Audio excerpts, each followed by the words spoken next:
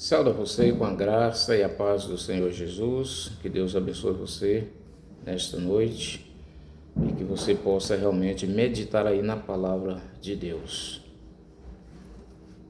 Eu estou fazendo este vídeo, ou essa transmissão, principalmente neste dia, comemorativo, chamado Festa Junina, em todo lugar da Bahia, eu diria, por que não dizer nos 26 estados do Brasil, as pessoas comemoram, este mês, um mês festivo, e eu estou aqui fazendo esta transmissão para dizer para você que, principalmente você que é cristão, que é crente em Cristo Jesus, se deve ou não participar dessas festas, dessas comemorações, Sei que há muitas pessoas que sabem disso, que não devem participar dessas comemorações porque são festas pagãs, mas tem pessoas que talvez não entendem e talvez soe essa pergunta e você vai ser esclarecido aqui por meio desta mensagem, tá? O título é O Cristão e a Festa Junina, tá? Você faça a sua oração pessoal, assim como eu fiz a minha aqui também. Afinal, nós temos que, para primeiramente ouvir Deus, nós temos que falar com Deus através da oração. Peço você que abra a sua Bíblia aí no Evangelho de Mateus, capítulo 3. O Evangelho de Mateus, capítulo 3. Aliás, antes de Mateus, nós vamos para 1 João, capítulo 2. 1 João, capítulo 2, depois vamos para Mateus, capítulo 3, tá? Eu estou aqui com a minha Bíblia aberta em 1 João, capítulo 2, os versículos 15, que lá diz assim: Não ameis o mundo, nem o que no mundo há. Se alguém ama o mundo, o amor do Pai não está nele.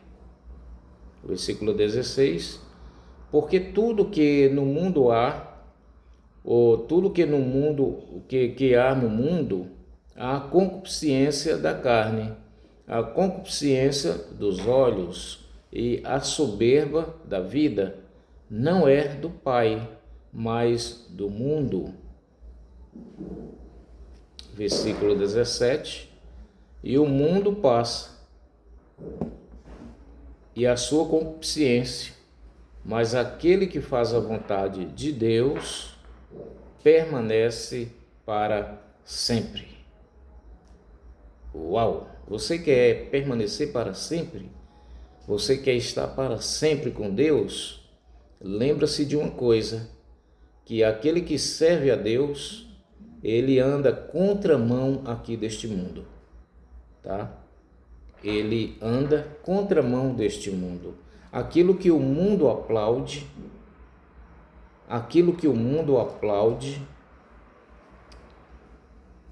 não está de acordo com o que Deus quer que você faça, tá? E agora sim vamos para Mateus capítulo 3. Quem foi João? Quem foi João Batista? Aquele o qual neste período, nesta data festiva, muitas pessoas falam no nome dele, João Batista, não é isso? Então vamos para Mateus capítulo 3. Evangelho de Mateus capítulo 3, os versículos de 1 a 3. E naqueles dias apareceu João Batista pregando no deserto da Judeia e dizendo: Arrependei-vos, porque é chegado o reino dos céus. Ou seja, João Batista pregava o arrependimento. Ele falava para que as pessoas se arrependessem dos seus pecados, porque estava próximo o reino de Deus. Versículo 3: porque este é o anúncio pelo profeta Isaías, que disse: voz do que clama no deserto, preparai o caminho do Senhor, endireitai as suas veredas. Este foi João Batista. Aqui está João Batista e também está as suas características de alguém que chamava o pecado pelo nome, de alguém que pregava o evangelho, de alguém que pregava a verdade. Aqui sim há um servo de Deus.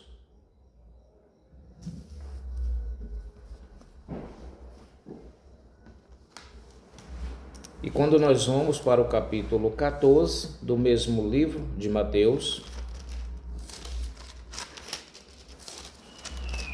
Mateus capítulo 14, a partir dos versículos 4, aqui está falando de Herodes, o rei Herodes, e também de João Batista. Aqui está falando de Herodíades também, a mulher de João, a mulher que Herodes tomou como sua esposa, e foi algo ilícito porque ela era esposa de Filipe. Por isso que João o Batista, ele apregoava dizendo para ambos que era ilícito fazer isso. Eis aí o motivo pela qual tanto Herodes e também Herodíades, sua mulher, se indignou com João Batista e pediu ali a cabeça de João Batista. A partir dos versículos 4, você vai entender aqui de Mateus capítulo 14. Porque João lhe disse: não te é lícito possuí-la. Ou seja, João estava dizendo: olha, Herodes, não é lícito você possuí-la, porque ela é mulher de Filipe, então você não pode. Versículo 5: e querendo matá-lo, temiam o povo, porque o tinha como profeta. Ou seja, Herodes queria matar ele, mas temiam o povo, porque tinha João como um profeta. Versículo 6: festejando-se, porém, o dia natalício de Herodes. Chega aí o momento, o dia natalício, ou seja, comemora-se o aniversário de Herodes. Dançou a filha de Herodíades diante dele e agradou a Herodes. Veja que houve uma dança e nessa dança agradou o rei Herodes. Então veja como as coisas se encaixam: dança e cabeça de João Batista num prato. Houve um movimento, houve uma comemoração, houve dança para que a cabeça de João Batista fosse decapitada e colocada num prato ali. Então, imagina isso: quando você comemora um dia como este, você está comemorando a morte de um servo de Deus. Você está aplaudindo a morte de um servo de Deus.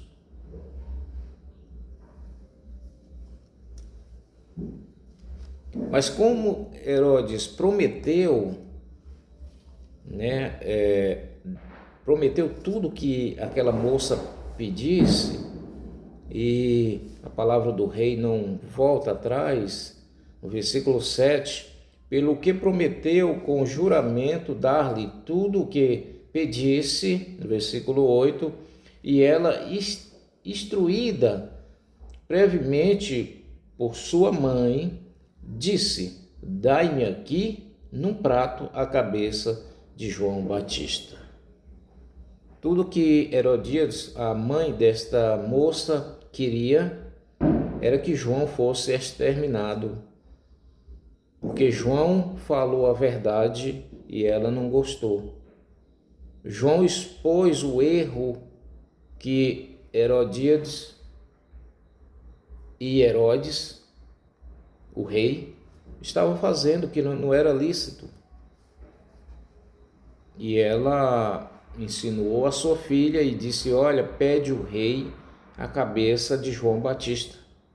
E isso ocorreu realmente. No versículo 9, e o rei afligiu-se, mas por causa do juramento e dos que estavam à mesa com ele, ordenou que se lhe desse. Versículo 10, e mandou degolar João no cárcere. Ou seja, vai lá, eu já prometi, então vai lá, degola João e traz a cabeça dele. No versículo 11, e a sua cabeça foi trazida num prato e dado à jovem, e ela a levou à sua mãe. Tudo que ela queria era isso. Eu vou calar a boca deste homem que falou tudo sobre mim. Embora errado, mas eu não gostei. Talvez ela pensou assim, não gostei. E matou João Batista. Aqui está o que ocorreu com João Batista. Talvez eu estou falando para alguém que até agora não sabia disso e comemora tanto e fala de João Batista e fala da festa junina e fala de São João. Aqui está a história de João, foi isso que ocorreu. Ou seja, se você está comemorando, automaticamente você está aplaudindo a morte de um servo de Deus. Foi isso que ocorreu ali no passado. Neste mês de junho, tem aí mais ou menos 3 ou 4 comemorações a ídolos ou a santos, como eles diz, né? Primeiro tem aí Santo Antônio, né? Ou seja,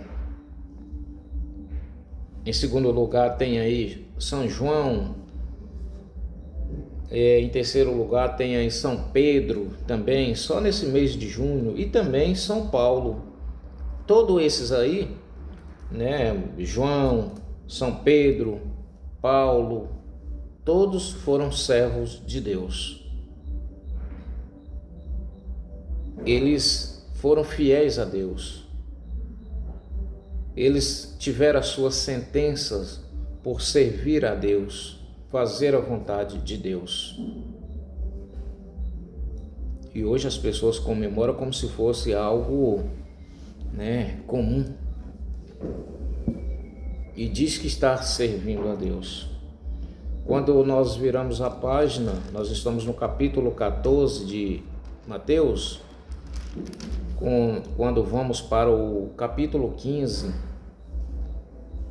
a partir dos versículos 6, ou seja, no 14 falou do acontecimento de João Batista, no capítulo 15 está falando das tradições, né, dos anciões, enfim, e aí diz assim, a partir dos versículos 6, e assim invalidastes pela vossa tradição o mandamento de Deus. Você já ouviu alguém falar assim, não podemos deixar as tradições morrer? Você já ouviu? Eu já ouvi pessoas falar assim, olha, essa é uma tradição e nessa tradição não podemos deixar morrer essa tradição. Então veja que vai de pai para filho. Agora, nessa tradição, está agradando a Deus ou está desobedecendo os mandamentos de Deus ou está invalidando o mandamento de Deus pelas vossas tradições? Já parou para pensar nisso? Será se Deus está agradado disso? E aí continua dizendo no versículo 7, Jesus ali perante os fariseus, Jesus disse: hipócritas, bem profetizou Isaías a vosso respeito, dizendo, verso 8, este povo honra-me com os seus lábios, mas o seu coração está longe de mim. Versículo 9, mas em vão me adoram, ensinando doutrinas que são preceitos de homens. Foi isso que Jesus falou ali. Jesus chamou de hipócritas aqueles que diziam honrar a Deus, aqueles que diziam adorar a Deus, mas estavam fazendo as coisas por tradições. E Jesus chamou-os de hipócritas.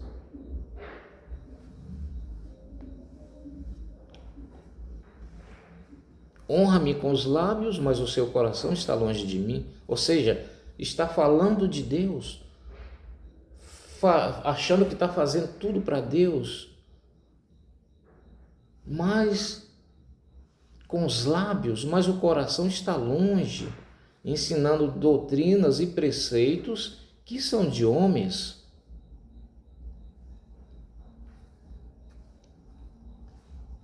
E Deus não se agrada disso. Deus não se agrada disso, de acordo com a mensagem aqui. Por que Deus não se agrada disso? Porque aquilo que é do mundo não combina com aquilo que é de Deus. Por isso, você que é servo de Deus, você que é cristão verdadeiramente, que serve a Cristo, não pode se contaminar com essas coisas. Por que não pode? A Bíblia vai te responder em 2 Coríntios capítulo 6. Abre comigo aí 2 Coríntios capítulo 6. Eu estou aqui com a minha Bíblia aberta. Estou aqui a partir dos versículos 14. Olha o que Paulo diz aqui. Não vos prendais a um jugo desigual com os infiéis, porque que sociedade tem a justiça com a injustiça? E que comunhão tem a luz com as trevas? Versículo 15. E que concórdia há entre Cristo e Belial? Ou que parte tem o fiel com o infiel? Verso 16. E que consenso tem o templo de Deus com os ídolos? Idolatria. Porque vós sois o templo do Deus vivente. Como Deus disse, neles habitarei e entre eles andarei. E eu serei o seu Deus e eles serão o meu povo. Viu aí? Você quer ser de Deus? E você quer que Deus anda com você?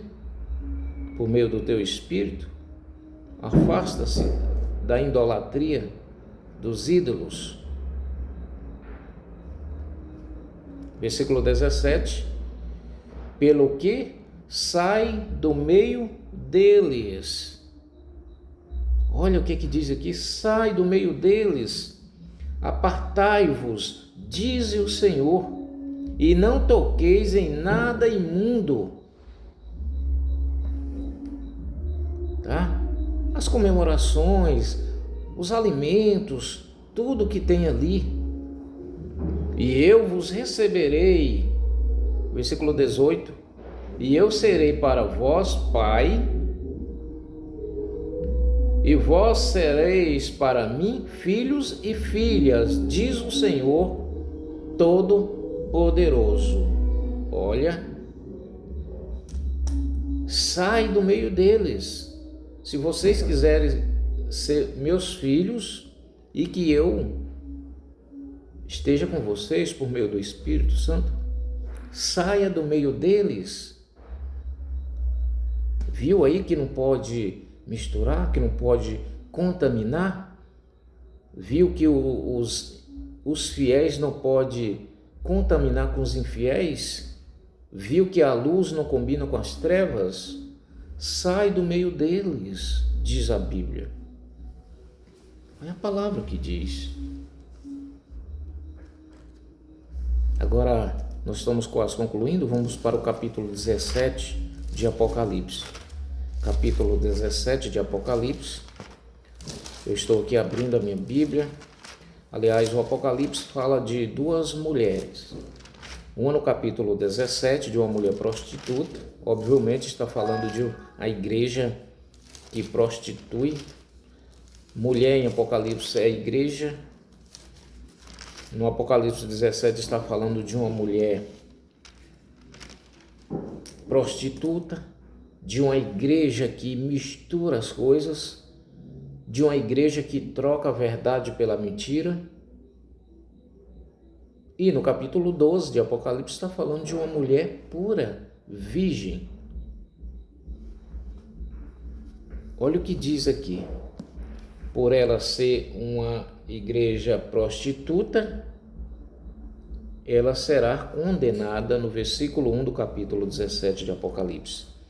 Diz: e veio um dos 7 anjos que tinham as 7 taças e falou comigo, dizendo-me: vem, mostrar-te-ei a condenação da grande prostituta, que está sentada sobre muitas águas. João, escritor do Apocalipse, diz, foi ouvido pelo anjo e disse: venha ver, João, o que vai acontecer com esta igreja. Por ela disseminar o erro, por ela proclamar o erro, por ela difundir a mentira, ela será condenada. Ela será condenada. E no versículo 2 continua dizendo: com o qual se prostituíram os reis da terra, e os que habitam sobre a terra embebedaram com o vinho da sua prostituição. Isso. Os que habitam na terra embebedaram com a mensagem que ela prega, vinho da sua prostituição. O vinho aqui representa doutrinas erradas. Vinho da prostituição aqui da mulher representa, desta igreja, representa doutrinas erradas, coisas erradas, ensinamentos errados que levam as pessoas a embebedar espiritualmente falando e ficar aí sem saber para onde vai e o que faz. Então, quando se fala de vinho, na profecia, está falando de doutrinas erradas. Mas quando se fala em água, Jesus aqui, capítulo 4 de João, o Evangelho de João, Jesus diz assim, no versículo 14, ele conversando com a mulher samaritana, e Jesus disse assim: mas aquele que beber da água que eu lhe der, nunca terá sede, porque a água que eu lhe der se fará nele uma fonte de água a jorrar para a vida eterna. Jesus aqui está falando da sã doutrina, Jesus aqui está falando da sã palavra, do evangelho verdadeiro, não de algo misturado, mas está falando da verdade. Então, água dita por Jesus é palavra correta, é uma mensagem certa, é uma sã doutrina, mas no capítulo 17 de Apocalipse, do vinho a qual os habitantes da terra embebedaram, está falando de doutrinas erradas. Eis aí a questão pela qual muitas pessoas estão aí sem saber o que faz.